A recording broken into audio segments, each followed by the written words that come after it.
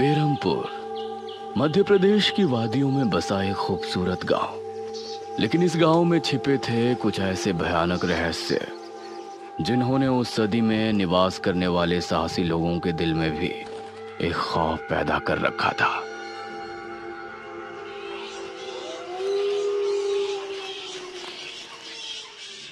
आज तो बहुत दिनों के बाद मित्रों से मिलना हो रहा है, बहुत आनंद आएगा। अरे मदन, कहाँ जा रहा है इस समय? पिताजी, मेरे मित्रों से इतने दिनों बाद मिलना हो रहा है। वो सुबह होने पर वापस नगर चले जाएंगे। अरे तुझे पता नहीं क्या, आज शनिवार की रात है। आज के दिन निशिर मोलो गांव में घूमते हैं। पिताजी, चाहे निशिर मोलो आए या नरकासुर, मुझे आज मेरे मित्रों से मिलने से कोई नहीं रोक सकता। ठीक है, लेकिन ध्यान रहे, जैसे ही तुमको उनके कदमों की आहट सुनाई दे और उनका वो मंत्र जिसको वो दोहराते हुए आगे बढ़ते हैं, तो उन्हें बिना देखे किसी ऐसी जगह छिप जाना जहां से ना वो तुमको देख सके ना तुम उनको। और जब तक उनकी आवाज आना बंद ना हो जाए, उनके सामने नहीं आना। वो 4 भयानक आदमी होते हैं जो अपने कंधों पर एक ताबूत को उठाए होते हैं, और अगर कोई उन्हें देख ले तो वो जिंदा नहीं बचता। मुझे पता है पिताजी, अब मैं चलता हूँ। ये कहकर मदन घर से निकल गया, लेकिन उसके पिता के चेहरे पर उसकी फिक्र साफ नजर आ रही थी। निशिर मोलो आ जाएंगे और साथ ले जाएंगे। ऐसा लगता है कि हमारे गांव के लोग अभी भी दूसरी सदी में जी रहे हैं। वो तेज तेज कदमों के साथ आगे बढ़ रहा था। कुछ देर बाद उसे जंगल की तरफ एक पगडंडी वाला रास्ता नजर आया। यहाँ से जाऊंगा तो जल्दी पहुंच जाऊंगा, यहीं से आगे बढ़ता हूँ। बिना ज्यादा सोचे वो जंगल के अंदर बने उस पगडंडी वाले रास्ते पर आगे बढ़ गया।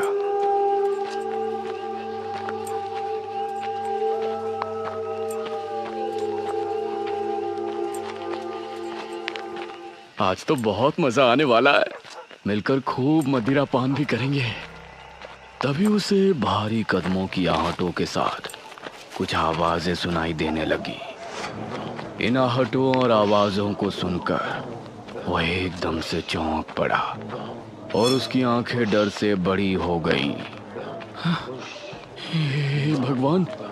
वो जल्दी से झाड़ियों की तरफ भागा और उनमें छिपकर बैठ गया। वो झाड़ियों की ऊंट में बैठा लंबी लंबी सांस ले रहा था। वो आवाजें अब और ज्यादा साफ होने लगी थी। उसे यकीन था कि अब वो लोग उसके करीब ही आ रहे हैं। उसने धीरे धीरे छिपकर अपनी एक आंख से उनको देखा और वो हैरान रह गया।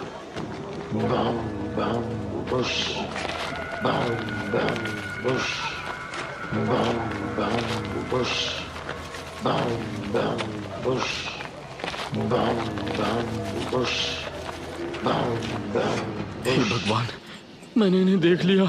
हाँ।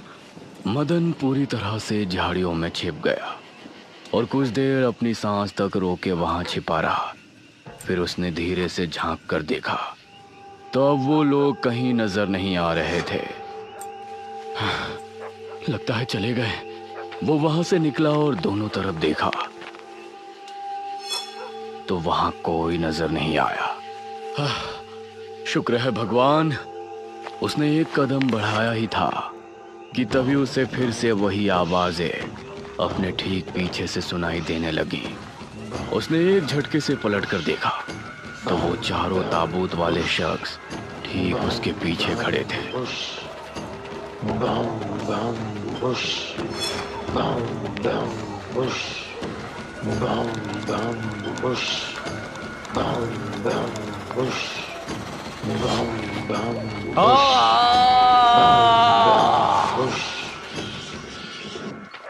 इस तरफ जब देर रात भी मदन वापस नहीं लौटा तो उसके पिता को उसकी चिंता होने लगी।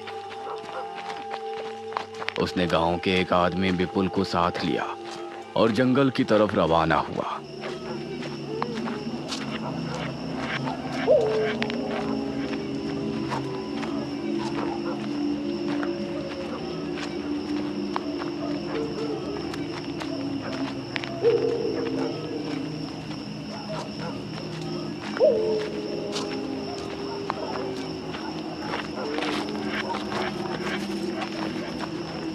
काफी देर बाद एक बरगद के पेड़ के पास जाकर उनके कदम रुक गए और आंखें खौफ से फट पड़ी। उन्होंने मदन को रहस्यमयी परिस्थिति में पाया। उसके चेहरे पर डर और आंखों में खौफ ऐसा नजर आ रहा था कि जैसे उसने हादसे से पहले बहुत ही भयानक मंजर देखा हो। मदन! 400 साल बाद अंधेरा जंगल, सुनसान रास्ता, चारों तरफ सिर्फ पेड़ पौधे और कोहरा। मेघना उनके बीच अकेली खड़ी थी। कोई है क्या? यहाँ कोई है? उसने कुछ कदम आगे बढ़ाए। उसके सवाल का कोई जवाब तो उसे नहीं मिला, लेकिन कुछ टपकने की टप टप की आवाज अब उसे बराबर आ रही थी। मैं यहाँ क्या कर रही हूँ? कौन लाया है मुझे यहाँ पर? वो खुद को वहां पाकर बहुत परेशान थी। तभी उसने देखा कि कोई चीज उड़ती हुई उसी की तरफ आ रही है। वो उसे हैरानी से देखने लगी। पास आने पर पता चला कि वो कोई विशालकाय भयानक पक्षी था। बचाओ! मेघना उससे बुरी तरह से डरकर भागने लगी और वो उसका पीछा कर रहा था। मेघना ने उसे पीछे पलटकर देखा तो वो उसको पकड़ने ही वाला था, लेकिन तभी मेघना एक पेड़ से टकराई। उसने देखा कि उस पेड़ से हरे रंग का पानी टपक कर नीचे गिर रहा था। मेघना उस हरे पानी को गौर से देख रही थी। तभी अरे ओ मेघना, उठ जा यार, कब तक सोएगी? मेघना आंखें मलते हुए नींद से जागी। उसने देखा कि सुबह के 9 बज चुके थे। ओह शिट, हम तो लेट हो गए। तूने मुझे उठाया क्यों नहीं? मेघना अपनी एक पार्टनर इशिता के साथ दिल्ली में रह रही थी, जहां वो एक लैब में काम किया करती थी। दोनों ने साथ नाश्ता किया और फिर तैयार होकर अपनी लैब के लिए निकल गई।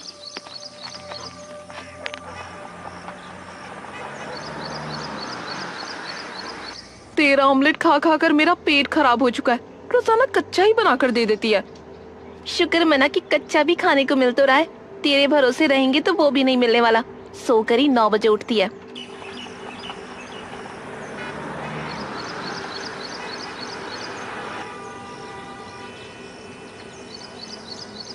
ये दोनों लैब में पहुंची और वहां जाते ही इशिता के पास प्रोफेसर जयदेव की कॉल आई। तुम दोनों ने इस बार बहुत समय ले लिया है। जो एंटीडोट बनाने का काम तुमको दिया था वो पूरा करोगे या नहीं? प्रोफेसर साहब, बस ये समझ लीजिए कि काम होने ही वाला है। आप हमें 3 दिन का समय और दीजिए। ये कहकर उसने कॉल काट दिया। तो इतने दिनों से प्रोफेसर को घुमा रही है। आखिर तू ये एंटीडोट तैयार करेगी कैसे? ये सुनकर इशिता ने एक किताब निकाली।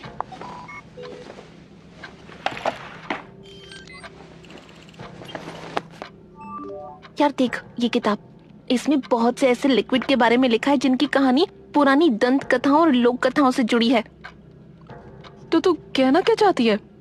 मुझे इस किताब में बहुत ही अनोखे लिक्विड के बारे में पता चला है, जिसे मृत्युंजय अमृत कहते हैं। हम उस लिक्विड का टेस्ट करेंगे और अगर वो हमारे काम का निकला तो उसे यूज भी कर सकते हैं। मृत्युंजय अमृत? देख, मैं तेरे साथ कहीं नहीं जाने वाली हूँ। ये सब बातें बकवास होती हैं।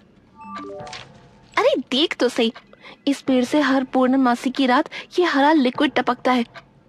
तभी मेघना ने देखा कि उस पन्ने पर किसी मृत्युंजय अमृत के बारे में लिखा था और उसमें ठीक वही पेड़ दिखाया गया था जो मेघना रोजाना अपने सपने में देखा करती थी। मतलब उस हरे पानी की बात ही इस किताब में लिखी थी। हे भगवान, क्यों हिला डाला ना? है ना इंटरेस्टिंग?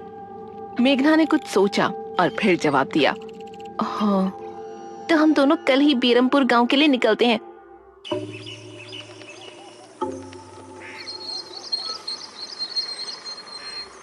ये दोनों अगली सुबह ही बस से बेरमपुर के लिए निकल गई।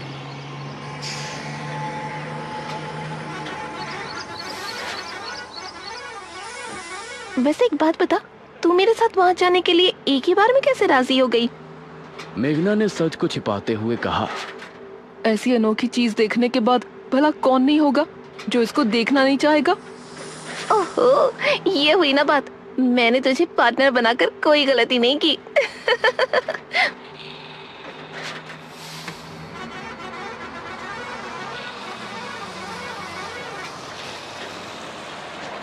ये दोनों 5 घंटे के सफर के बाद एक जगह उतरी। इनके ठीक सामने एक बड़ा सा गेट था जिस पर नाम लिखा था